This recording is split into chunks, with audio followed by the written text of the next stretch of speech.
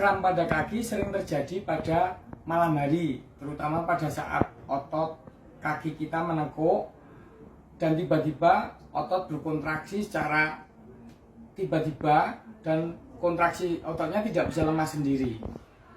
Penyebab dari kram otot kita itu bisa karena gangguan saraf dari tulang pinggang belakang, misalnya ada jepitan saraf.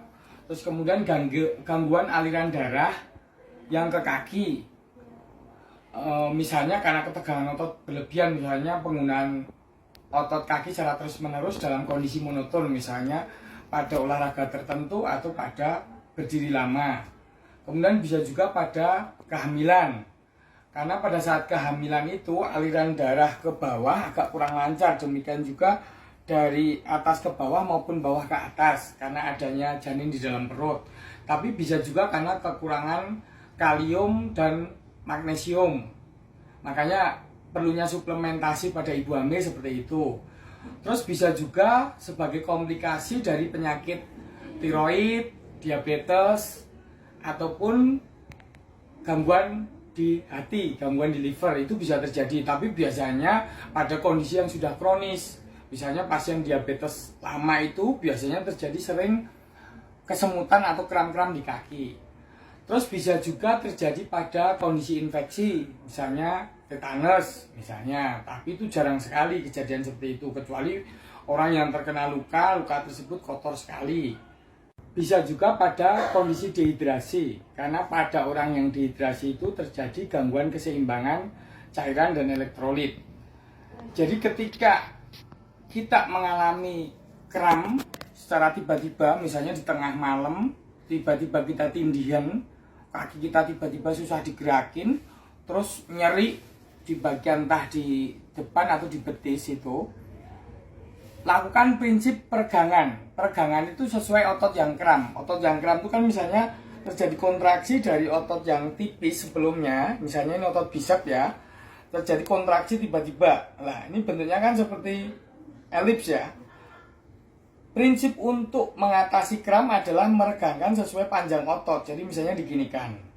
Nah, jadi misalnya terjadi kram di otot betis depan, mestinya dipanjangkan gini. Prinsipnya dipanjangkan begini. Nah, sedangkan kalau otot yang kram itu di belakang, ditekuk seperti ini. Prinsipnya memanjangkan otot yang di sini. Otot gastrocnemius ini yang sering kram di sini. Jadi dipanjangkan gini ya sambil diurut-urut.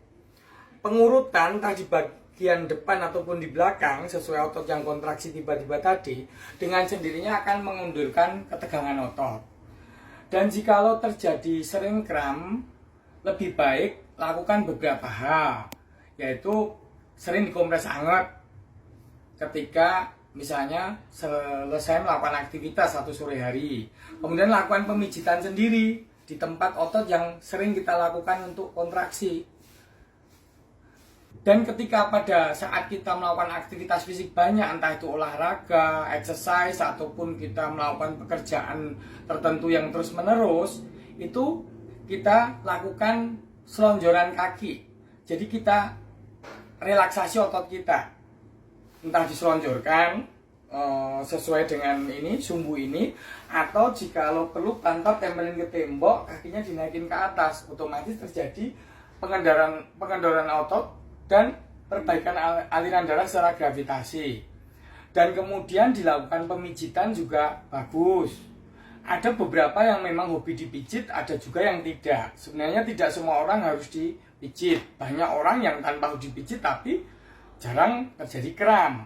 Itu karena sering melakukan relaksasi dan tidurnya cukup. Karena tidur itu pusat keseimbangan kontraksi otot kita. Untuk ibu hamil, jangan lupa melakukan suplementasi kalium, kalsium maupun magnesium. Dan jikalau bukan yang ibu hamil, orang biasa sering kram, lebih baik makan makanan yang mengandung kaya dengan kalsium dan magnesium tersebut. Misalnya kacang-kacangan, biji-bijian itu kaya dengan zat tersebut.